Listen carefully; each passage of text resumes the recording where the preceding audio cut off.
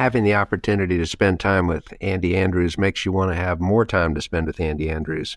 Really just an incredibly humble and yet self-aware and other-aware individual.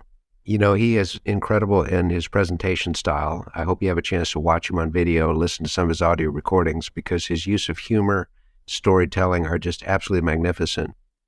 And yet having this opportunity individually to just chat with him gives us a greater sense of where he came from and how he got started and the tragedies that he faced in losing both of his parents.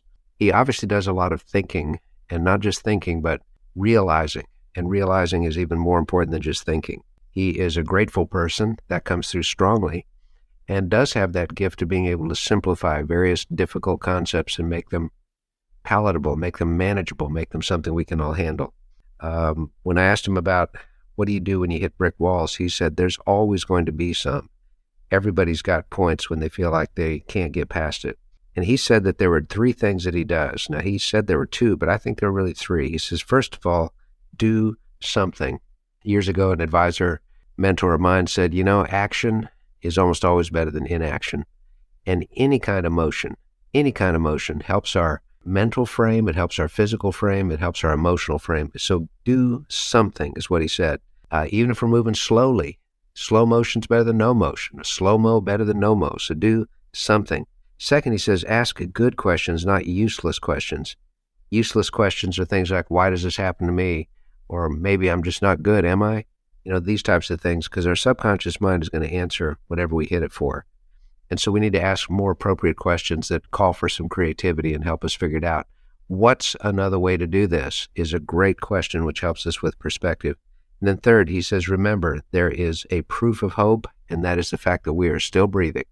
And as long as we're still breathing, there is always hope.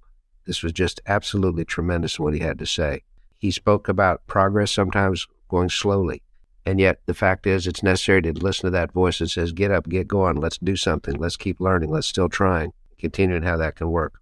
Over the years, as he's learned how to put these principles into simple form, he's done it through books, he's done it through his recordings, he's done it through speeches, he's done it on television, but I think it's his personal example that makes a huge difference. He spoke about how perspective is so key in life, backing up the lens and seeing things from a different angle because it's so key.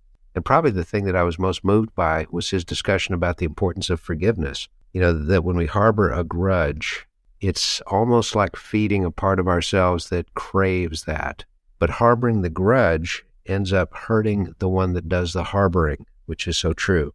He says forgiveness has to be unconditional, and realizing that forgiveness is not about what the other person did. It's about us. It's about choosing to let it go. And that when we can do that, then we can discern the difference between forgiving someone and trusting them. That forgiveness deals with things in the past of which we must let go. Trust is about things in the future. That was extremely powerful and so important.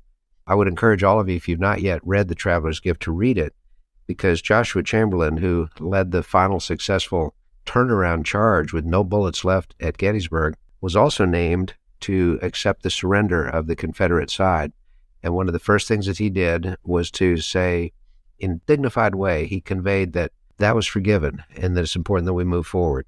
And thinking about some of the most important moves of diplomacy in history, one was after World War II, when the Marshall Plan was created.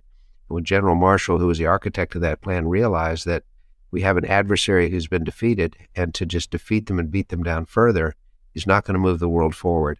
And so forgiveness is something that we can control and that we can all work toward in such a good way.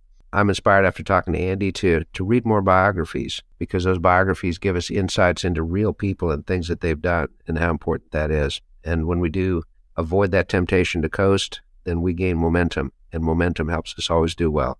I don't know if you can recall what he said about momentum, but I do. He says when we've got good momentum going, it helps us perform better than we really are. And when we don't have momentum, we do worse than we really are. I thought that was powerful. So whatever we do, let's don't just sit on it. Let's move forward. Let's keep in motion. And those things are going to make a big difference. So I'm very grateful for Andy Andrews. I'm inspired by what he had to say. I hope you are as well. And we look forward to more in the future. So again, this is Dan Moore. Thank you so much for being a part of the Action Catalyst.